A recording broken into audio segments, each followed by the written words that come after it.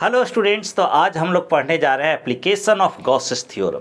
इसके पहले आप इलेक्ट्रिक फ्लक्स के बारे में जान चुके हैं, गॉसेस थ्योरम क्या है ये जान चुके हैं।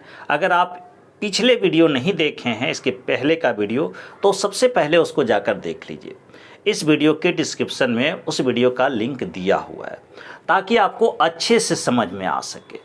गॉसेस थ्योरम के कितने एप्लीकेशन हैं, वन बाय वन हम लोग देखेंगे। आप अंत तक हमारे साथ बने रहिए। जो स्टूडेंट हमारा यूट्यूब चैनल सब्सक्राइब नहीं किए हैं, अभी का अभी सब्सक्राइब करके बेल आइकन दबा दें ताकि मेरा कोई भी वीडियो का नोटिफिकेशन आपको सबसे पहले।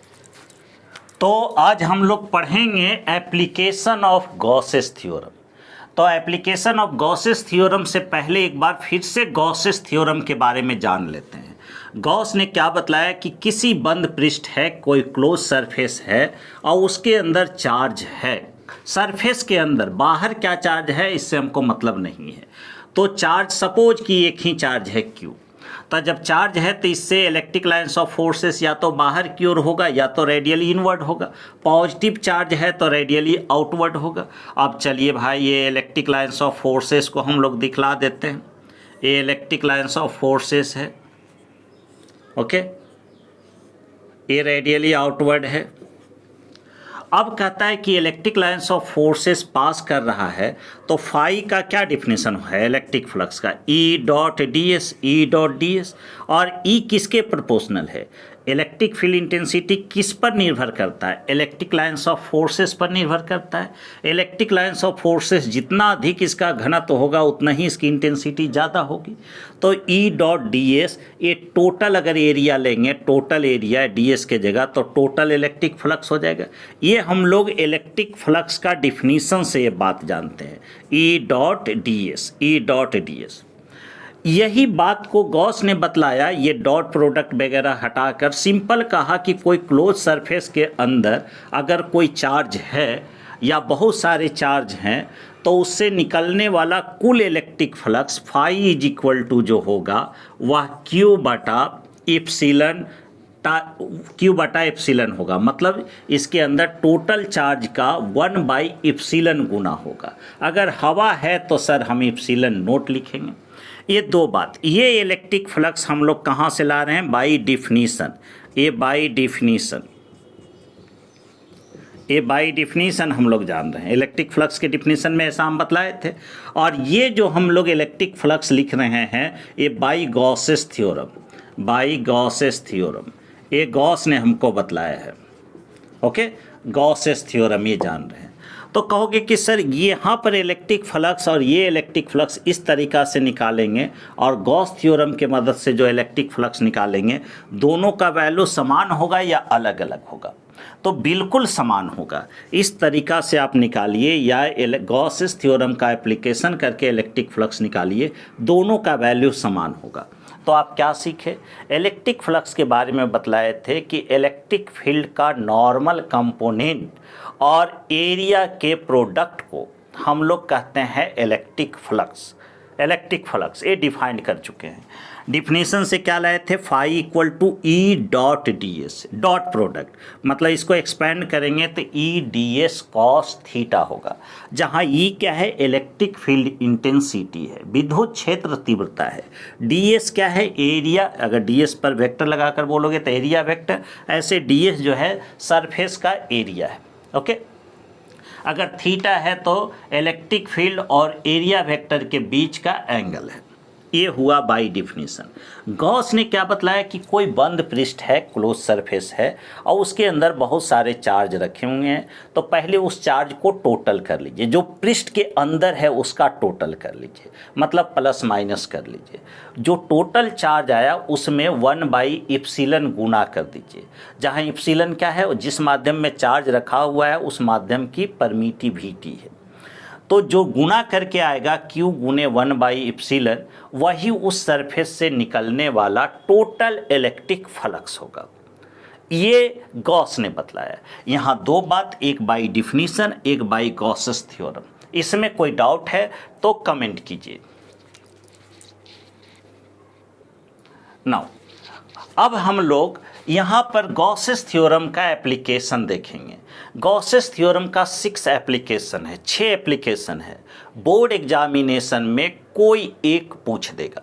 क्वेश्चन कैसे पूछेगा? सबसे पहले कहेगा right Gauss's theorem, Gauss's theorem को लिखने के लिए कहेगा। By using Gauss's theorem find electric field intensity due to point charge, due to a charge hollow sphere, due to a solid charge sphere, due to a rod charge rod, तरह तरह का, due to a charge sheet, due to a charge conductor, तरह तरह के question पूछेंगे। 6 application है, कोई ना कोई एक हर साल पूछते रहता है। ओके तो यहाँ पर हम लोग आज जो देखेंगे एप्लीकेशन ऑफ गॉसेस थ्योरम देखेंगे। अगर आप इसको समझ चुके हैं तो यहाँ पर क्वेश्चन के तौर पर लिखिए।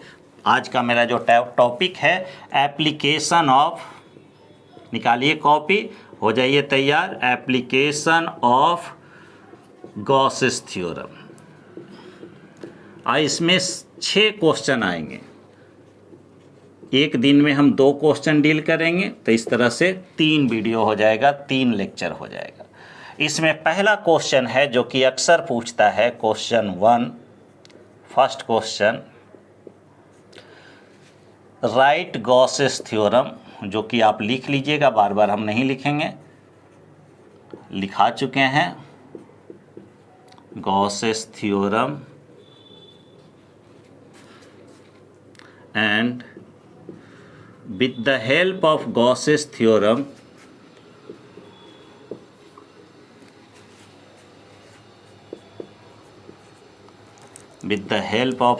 theorem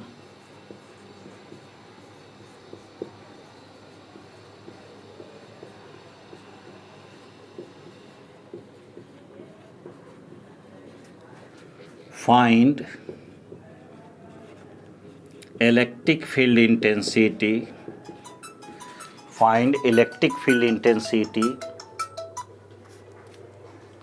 due to a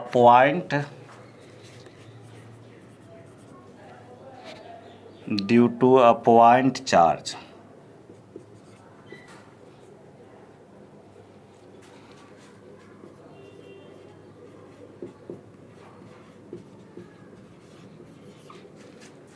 Q at a point P, which is at r distance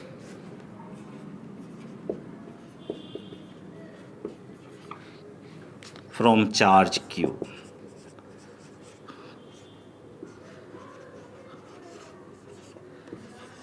ये क्वेश्चन हुआ। क्या क्वेश्चन पूछा गया है कि गॉसेस थ्योरम को आप लिखिए और इसके मदद से किसी बिंदुवत आवेश Q के कारण किसी बिंदु P पर इलेक्ट्रिक फील्ड इंटेंसिटी या इलेक्ट्रिक फील्ड, यहाँ फील्ड छूट गया, फाइंड इलेक्ट्रिक फील्ड इंटेंसिटी या simple electric field due to a point charge Q at a point P which is at r distance from charge Q. Gauss's theorem को लिखिए और किसी बिंदुवत आवेश Q से r दूरी पर स्थित कोई बिंदु P पर विद्युत क्षेत्र की तीव्रता को ज्ञात कीजिए गॉसेस थ्योरम के मदद से।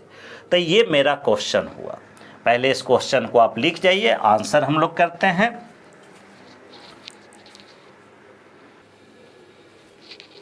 तो इसका आंसर कैसे करेंगे, लिखते हैं आंसर।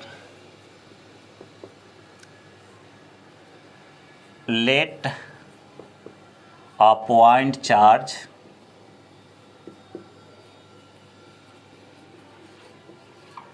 Q is kept, रखा गया है, at point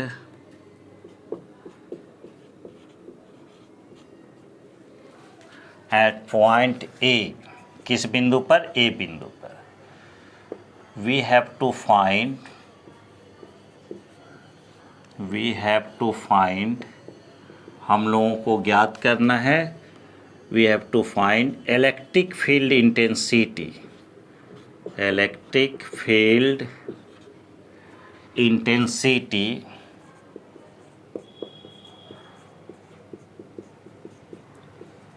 at point P which is at point P which is at r distance, वह बिंदु कितना दूरी पर है? at r distance from charge Q या from point A।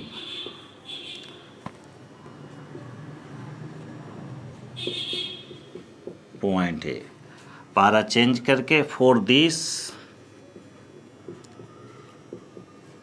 We consider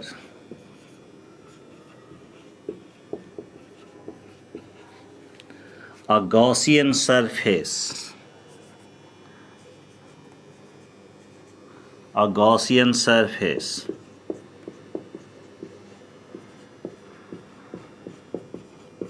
passing through point P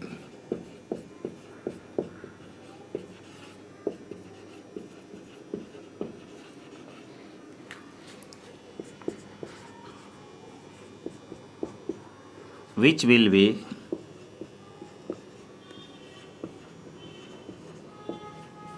a hollow sphere, yeah, which will be a sphere of radius r। क्या लिखे हैं कि मान लिया कि कोई बिंदु चार्ज Q है और जो कि बिंदु A पर रखा हुआ है। We have to find electric field intensity at point P। हम लोगों को P बिंदु पर विद्युत क्षेत्र की तीव्रता ज्ञात करनी है, जो कि which is at r distance from point A, जो कि बिंदु A से r दूरी पर है। फॉर दिस, इसके लिए हम लोग एक गॉसियन सरफेस कंसीडर करेंगे, किससे? पॉइंट P से पास करते हुए, जो कि एक स्फेयर के रूप में होगा और उस स्फेयर की रेडियस कितना होगी? r होगी। पहले इसको आप लिखिए, स्क्रीनशॉट लीजिए। उसके बाद अब देखिए, एक बात समझिए कि अगर कोई Q चार्ज है, लिखना नहीं है, और इससे r डिस्टेंस पर कोई पॉइंट हो P, तो यहाँ पर इलेक्ट्रिक फील्ड इंटेंसिटी हम आपको बतलाए हैं। इलेक्ट्रिक फील्ड इंटेंसिटी किसी चार्ज के कारण होता है, किसी पॉइंट पर होता है। क्या होता है? तो उस पॉइंट पर रखे टेस्ट चार्ज पे लगने वाला फोर्स होता है, या उस पॉइंट पर अगर टेस्ट चार्ज रखें, टेस्ट चार्ज मतलब 1 कूलम का पॉजिटिव चार्ज, तो उस पर जो फोर्स अनुभव होगा वही फोर्स उस पॉइंट का इलेक्ट्रिक फील्ड इंटेंसिटी कहलाएगा, इस चार्ज के कारण। जो कि कितना होता था इलेक्ट्रिक फील्ड इंटेंसिटी? निकाले थे कूलम्स लॉ के मदद से, तो 1/4 पाई इप्सिलन 0 Q/r², ये होता था। ये किसके मदद से हम लोग निकाले थे? कूलम्स लॉ के मदद से निकाले थे। अब अगर जो हम गॉसेस लॉ के मदद से निकालेंगे, तो ऐसा तो नहीं है कि इलेक्ट्रिक फील्ड इंटेंसिटी यहाँ बदल जाएगा, वैल्यू तो वही रहेगा, फार्मूला तो वही आएगा। तो यहाँ पर हमने क्या किया है कि एक चार्ज Q लिया है, और किस पॉइंट पर? A पॉइंट पर, और हमें इससे r डिस्टेंस पर के किसी पॉइंट पर इलेक्ट्रिक फील्ड इंटेंसिटी निकालना है। यह पॉइंट मेरा हुआ A, जहाँ पर चार्ज रखा हुआ है Q। इससे r डिस्टेंस पर का कोई पॉइंट है P, जहाँ पर इलेक्ट्रिक फील्ड इंटेंसिटी निकालना है। अब इस P पॉइंट से हम लोग पास करते हुए एक इमेजिन करेंगे गॉसियन सरफेस। मतलब इस चार्ज को हम लोग एक क्लोज सरफेस के अंदर रखेंगे, एक बंद पृष्ठ के अंदर रखेंगे। क्यों? क्योंकि गॉसियन सरफेस किसी बंद पृष्ठ के लिए लागू होता है। तो गॉसियन सरफेस के लिए हम लोग इस पॉइंट P से गॉस थ्योरम को लगाने के लिए इस पॉइंट P से पास करते हुए एक गॉसियन सरफेस लेंगे, जो कि क्या होगा? एक स्फेयर के रूप में होगा, एक स्फेयर के रूप में होगा। यह जो सरफेस ले रहे हैं ये इमेजिनरी है। ऐसे समझो कि अगर यह चार्ज Q है, इससे r डिस्टेंस पर का पॉइंट, तो इससे r डिस्टेंस पर बहुत सारे पॉइंट होंगे। अगर सभी पॉइंट को आप मिला दोगे तो एक स्फेयर होगा। अरे कोई पॉइंट चार्ज क्यू है और इससे r डिस्टेंस पर का कोई पॉइंट, तो ऐसा थोड़ी ना कि सर्कल होगा, r डिस्टेंस पर बहुत सारा पॉइंट होगा स्पेस में, इधर इधर इधर, सभी पॉइंट्स को अगर मिलाएंगे तो वह क्या बनेगा, एक स्फेयर बनेगा। और उस स्फेयर का रेडियस क्या होगा, यही पॉइंट पर हमको निकालना था जो कि इस चार्ज से कितना दूरी पर है, r डिस्टेंस पर है। तो इस स्फेयर का रेडियस हो जाएगा r। यह जो सरफेस हुआ वह कौन सरफेस हुआ, गॉसियन सरफेस हुआ। इस सरफेस को क्या लिखेंगे, गॉसियन सरफेस, जो कि हमने इमेजिन किया है, गॉसियन सरफेस, गॉसियन सरफेस। अब यहाँ पर हम लोग लगाएंगे, चूँकि phi is equal to electric flux E dot D S, E dot D S होगा। अच्छे, अगर ये स्फेयर है तो इस स्फेयर का, अगर ये स्फेयर है, एक स्फेयर आप समझिए, उस स्फेयर का, जैसे ये स्फेयर है तो इस स्फेयर का एरिया वेक्टर किधर होगा, इस स्फेयर पर परपेंडिकुलर होगा, इसके सतह पर परपेंडिकुलर होगा। सतह पर परपेंडिकुलर मतलब रेडियस के अनुदिश होगा, रेडियस के एलोंग होगा। और इससे निकलने वाला इलेक्ट्रिक लाइन्स ऑफ फोर्सेस भी किधर होंगे, रेडियस रेडियली आउटवर्ड ही होंगे। मतलब electric field, electric lines of forces, electric lines of forces और एरिया वेक्टर दोनों एक ही डायरेक्शन में होंगे। क्या हम बोल रहे हैं, हम बोल रहे हैं कि ये जो आपने गॉसियन सरफेस लिया है जो कि एक स्फेयर है, तो इसका एरिया वेक्टर इस स्फेयर के सतह पर परपेंडिकुलर होगा टुवार्ड्स द ऑब्जर्वर। तो ऑब्जर्वर किधर होगा, अंदर होगा, नहीं, ऑब्जर्वर बाहर होगा। हम किधर होंगे, बाहर होंगे, इस स्फेयर के बाहर होंगे। तो हम पर हमारे दिशा में इस पर लंबवत, मतलब इस स्फेयर पे परपेंडिकुलर, परपेंडिकुलर स्फेयर पर मतलब रेडियली आउटवर्ड। इससे जो इलेक्ट्रिक फील्ड इंटेंसिटी जो होंगे वह भी किधर होंगे, रेडियली आउटवर्ड होंगे। मतलब दोनों के बीच का एंगल क्या होगा, 0 डिग्री होगा। कहोगे सर ये चार्ज निगेटिव रहे तो, निगेटिव रहे तो इलेक्ट्रिक फ्लक्स किधर होंगे, अंदर की ओर होंगे। मतलब इलेक्ट्रिक फील्ड किधर होगा, अंदर की ओर होगा। दोनों के बीच एरिया वेक्टर और इसके बीच का एंगल कितना हो जाएगा, 180 हो जाएगा। cos 0 का वैल्यू 1 और cos 180 का वैल्यू -1।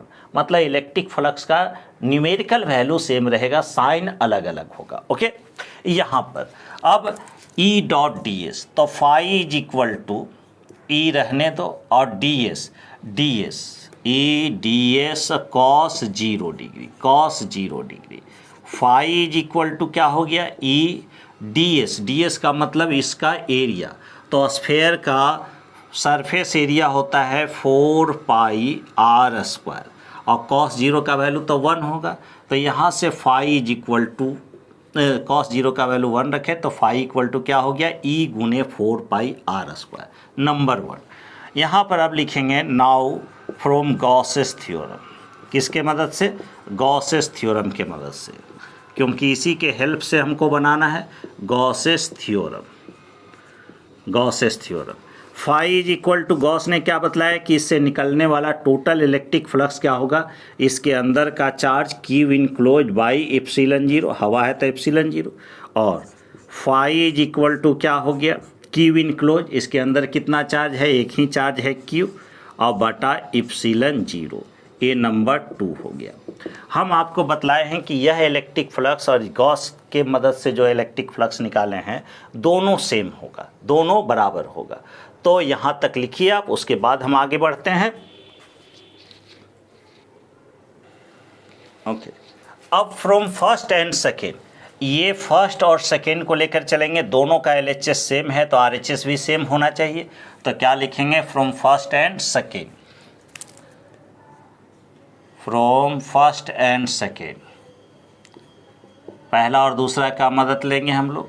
तो E into 4 pi r square is equal to, पहला का RHS दूसरे के RHS के बराबर होगा Q बाई एप्सिलॉन 0।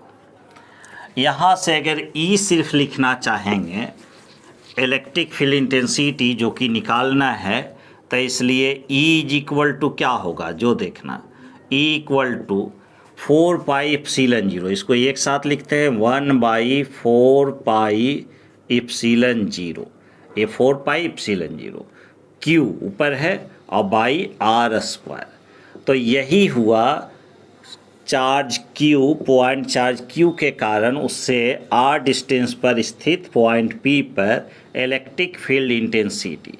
और ये आपने कूलम्ब्स लॉ के मदद से भी इतना ही निकाला था कि कोई पॉइंट चार्ज Q है तो इससे r डिस्टेंस पर किसी पॉइंट पर इलेक्ट्रिक फील्ड इंटेंसिटी का वैल्यू इतना होगा। यहाँ तक क्लियर है? यस या नो कमेंट कीजिए हमें। तो ये हुआ पहला application, first application. Second application पर हम लोग आते हैं और सेकेंड एप्लीकेशन का पहले हम लोग क्वेश्चन लिखेंगे, उसके बाद लैंग्वेज, फिर समझेंगे। तो पहले क्वेश्चन लिख रहे हैं, सेकेंड क्वेश्चन, सेकेंड एप्लीकेशन। तो इसको हम लोग सेकेंड क्वेश्चन के तौर पर लिखते हैं, क्वेश्चन 2 या दूसरा क्वेश्चन। ओके, क्या लिखेंगे? क्वेश्चन तो वही शुरुआत होगा, right Gauss's theorem. Gauss's theorem आपको लिख जाना है, गॉसेस थ्योरम को आप लिखिए and with the help of Gauss's theorem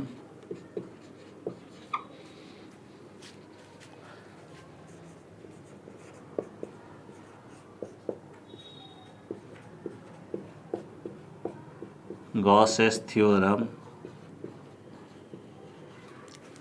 find electric field intensity, find electric field intensity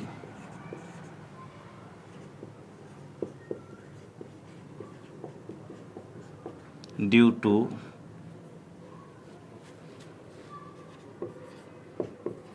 a uniformly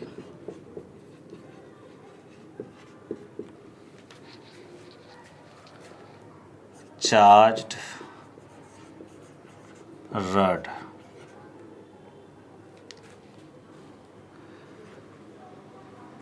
having linear charge density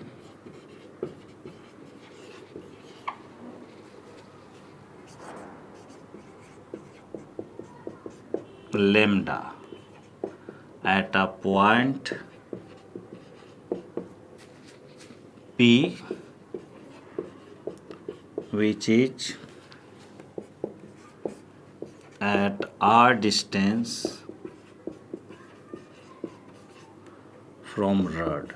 अच्छा, क्वेश्चन इतना एक्सप्लेन करके नहीं लिखेगा, सिंपल भी क्वेश्चन कर सकता है, right Gauss's theorem and with the help of Gauss's theorem find electric field intensity due to a charge rod at a point P, है ना, या at r distance from rod, at r distance from rod. ये हुआ question. ये question नहीं समझिए कि दूसरा एप्लीकेशन है, दूसरा एप्लीकेशन है गॉसेस थ्योरम का, इसको पहले लिखिए।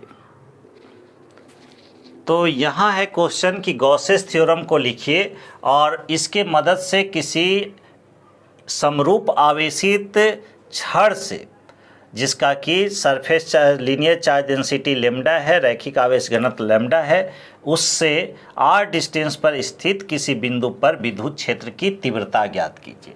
तो आंसर में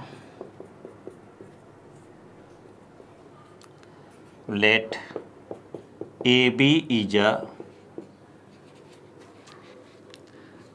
charge rod have of length, इसकी लंबाई भी कुछ होगी, ऑफ लेंथ L, L लंबा है, ए भी कोई रड है, आवेशित रड है जिसकी लंबाई L है, हैविंग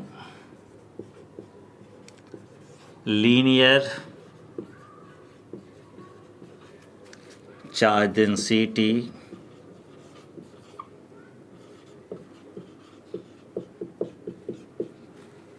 लैम्डा, जिसका रैखिक आवेश घनत्व लैम्डा है। We have to find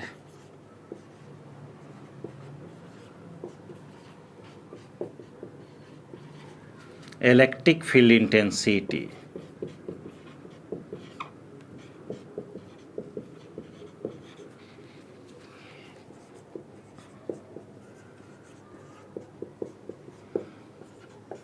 at point P,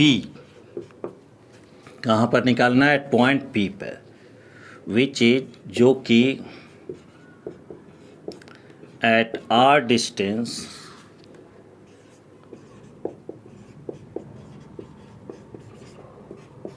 from the rod, जो कि रॉड से कितना दूरी पर है? R डिस्टेंस पर है। पारा चेंज करके लिखेंगे, for this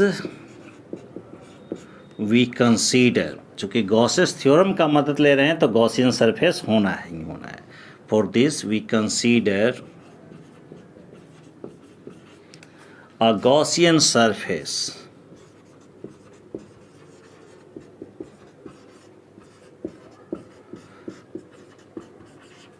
passing through point P,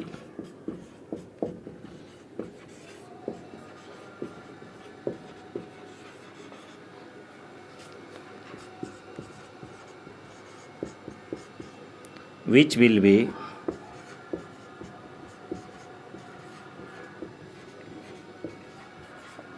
a cylinder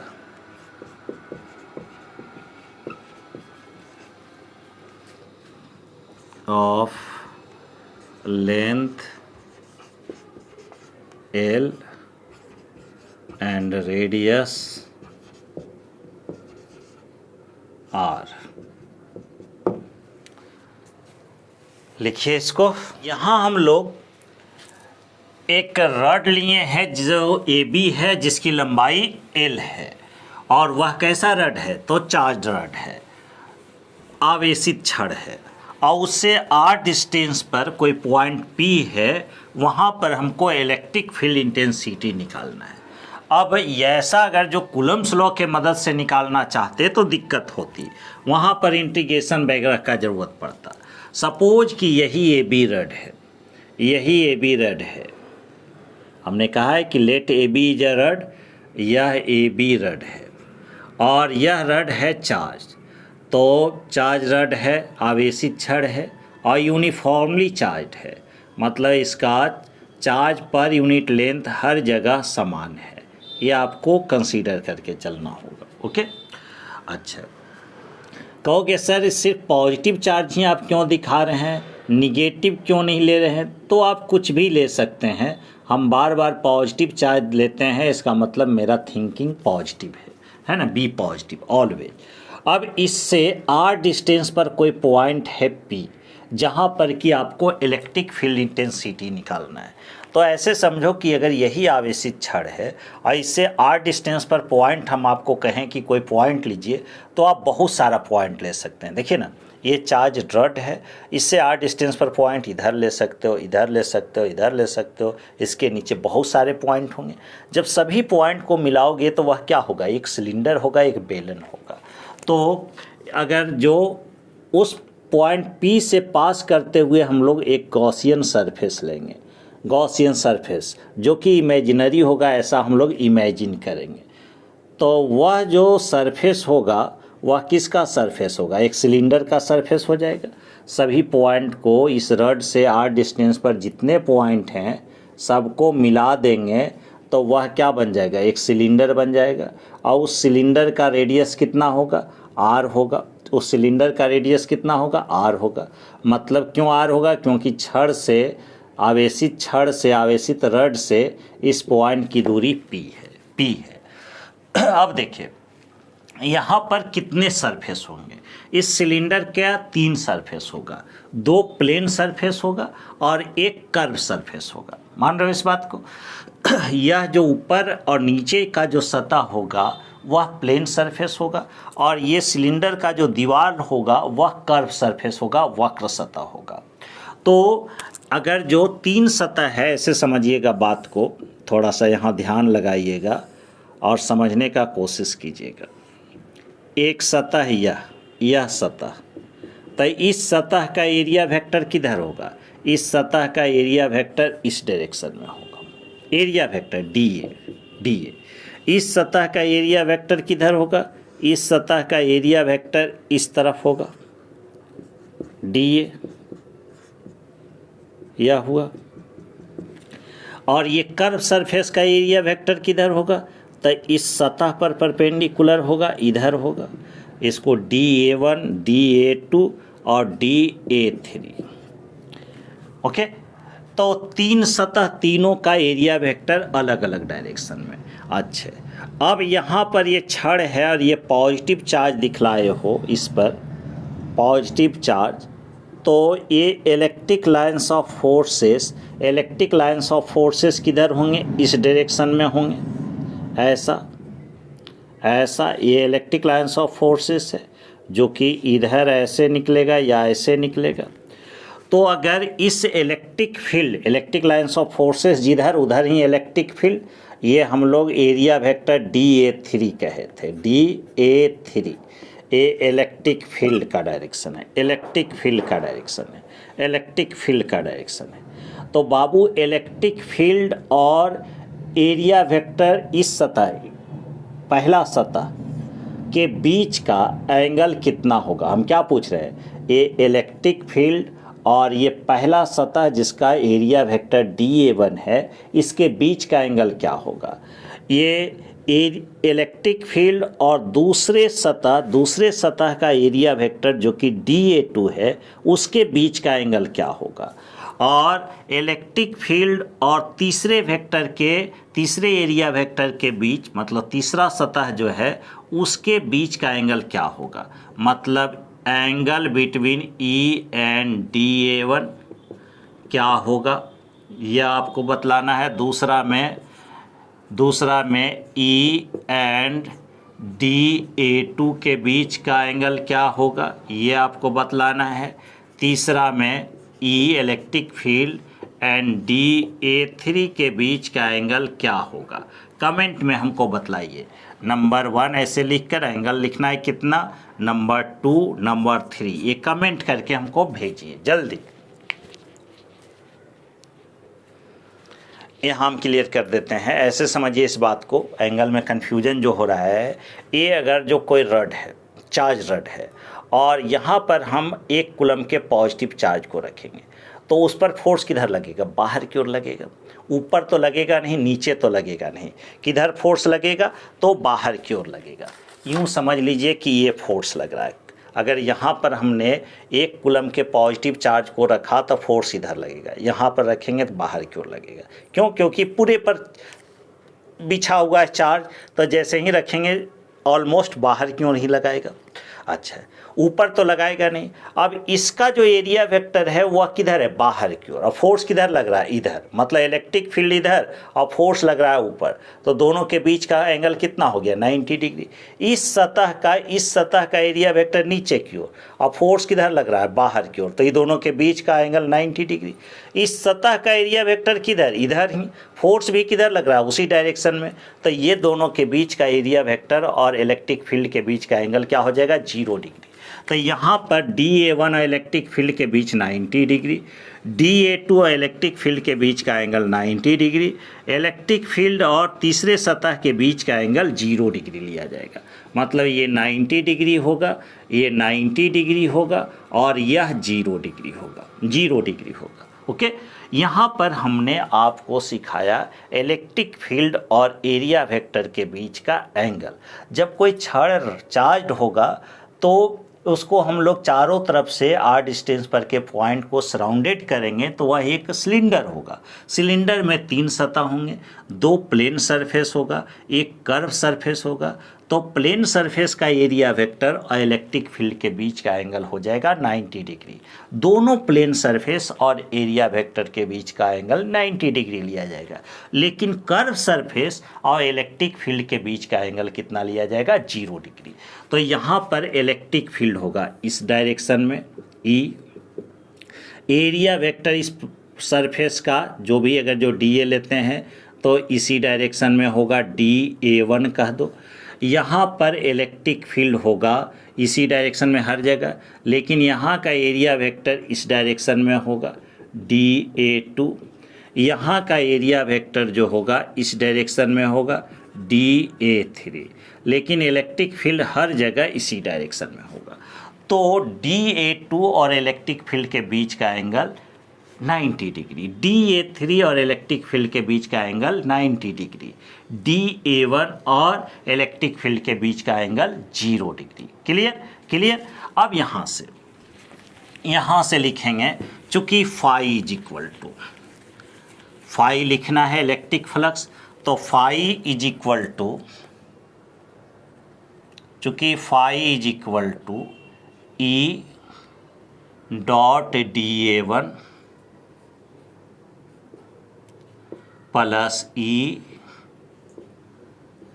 dot product एक स्केलर है तो सबका निकाल कर ऐड करेंगे सिंपल अलजेब्रा से, DA2 plus E dot DA3। A2 और A3 के कारण आपका डॉट प्रोडक्ट 0 हो जाएगा। क्यों? क्योंकि इलेक्ट्रिक फील्ड और एरिया वेक्टर के बीच का एंगल 90 डिग्री है, तो ये दोनों 0 हो जाएगा। तो फाई इज इक्वल टू क्या बचेगा, ई DA1 कॉस 0 डिग्री और प्लस यहाँ पर 0 प्लस 0। क्यों? क्योंकि यहाँ पर 90 डिग्री है। लिखना होगा तो लिखिएगा, नहीं तो डायरेक्ट 0 कर दीजिए। और फाई इज इक्वल टू क्या लिखेंगे, ई और DA1, इसका एरिया कितना हो जाएगा, तो सिलेंडर का आपको पता है 2 पाई वक्रपृष्ठ का क्षेत्रफल, curve surface area 2 pi RL। Phi is equal to e into 2 pi RL। Cos 0 का वैल्यू कितना हुआ, कॉस 0 डिग्री 1 हुआ, तो ये नंबर 1 हो गया, नंबर 1 हो गया। Now from Gauss's theorem, Gauss's theorem का मदद लेंगे। गॉसेस थ्योरम, तो ये गॉस का प्रमेय क्या कहता है जी, phi is equal to Q enclose, मतलब इस गॉसियन सरफेस का, इसका नाम क्या है, गॉसियन सरफेस। ये क्या है, गॉसियन सरफेस है। ये आपने इमेजिन किया है, Gaussian surface. Phi equal to Q enclose by epsilon 0। तो इसके अंदर, इस गॉसियन सरफेस के अंदर कितना चार्ज है, तो आपको पता है कि ये भी एक छड़ है जिसकी लंबाई है L, ये भी छड़ की लंबाई है L और यूनिट लेंथ पर है चार्ज लेमडा, यूनिट लेंथ पर। तो L लेंथ पर कितना होगा, लेमडा इंटू L, और ये जो लेमडा इंटू L चार्ज है वह किसके अंदर होगा, गॉसियन सरफेस के अंदर होगा। तो क्यू इनक्लोज का वैल्यू कितना रखेंगे, लेमडा इंटू L। ये क्यू इनक्लोज हो गया, मतलब इस गॉसियन सरफेस के अंदर टोटल चार्ज हो गया। कैसे निकाले, तो चूंकि यूनिट लेंथ पर चार्ज है लेमडा इकाई लंबाई पर, तो L इसकी लंबाई है, तो L लंबाई पर कितना हो जाएगा, लेमडा गुने L। क्लियर। और बाई इप्सिलन नोट, यहाँ अगर जो आप हवा ले रहे हैं तो इप्सिलन नोट लेंगे, अगर दूसरा माध्यम होगा तो इप्सिलन माध्यम लेंगे, जो भी मीडियम हो। ये नंबर 2। यहाँ पर यह इलेक्ट्रिक फ्लक्स और यह इलेक्ट्रिक फ्लक्स दोनों का वैल्यू सेम होगा, मतलब दोनों का LHS सेम है तो RHS भी सेम होना चाहिए। यहाँ तक आप लिखिए, स्क्रीनशॉट लीजिए, उसके बाद हम लोग आगे बढ़ते हैं। From first and second, first और सेकेंड से हम लोग चलेंगे। तो फर्स्ट और सेकेंड का LHS सेम है, RHS भी सेम होना चाहिए। From first and second, E into 2 pi RL is equal to lambda L by epsilon 0। L से L कैंसिल होगा, सबको पता है, L से L कैंसिल हो जाएगा। तो E इज इक्वल टू क्या होगा, E इज इक्वल टू होगा, E is equal to 1 by 2 pi epsilon 0 lambda by r, lambda by r. Okay, ये देख लीजिए, ये इलेक्ट्रिक फील्ड इंटेंसिटी हुआ। यहाँ पर समझिए रॉड की लंबाई से इंडिपेंडेंट है, रॉड कितना लंबा है इससे कोई मैटर नहीं रखता है, कोई मतलब नहीं है। तो ई जो है और सरफेस चार्ज डेंसिटी का प्रोपोर्शनल है, मतलब रॉड पर जो सरफेस लीनियर चार्ज डेंसिटी है उसका क्या है, प्रोपोर्शनल है। और रेडियस का क्या है, दूरी का, रॉड से दूरी का क्या है, इन्वर्सली प्रोपोर्शनल है। ये भी बात ख्याल रखिएगा। अच्छे, चूँकि 1/4 पाई एप्सिलॉन 0 का वैल्यू हम लोग जानते हैं, 2 पाई एप्सिलॉन 0 का वैल्यू नहीं जानते हैं, तो 4 पाई एप्सिलॉन 0 का वैल्यू में ही 2 से डिवाइड कर दीजिए या ऐसे लिख दो 2 लैम्डा बाई ऐसे 1/4 पाई एप्सिलॉन 0। तो यहाँ 2 से 4 किए हैं तो ऊपर भी लैम्डा से 2 लैम्डा बाई आर कर देते हैं। ऐसा इसलिए क्योंकि 1/4 पाई एप्सिलॉन 0 का वैल्यू डायरेक्ट हम लोग रख सकें, है ना, न्यूमेरिकल बनाने वक्त। तो ये हुआ। तो आज हम लोग गॉसेस थ्योरम का 2 एप्लीकेशन को देखे।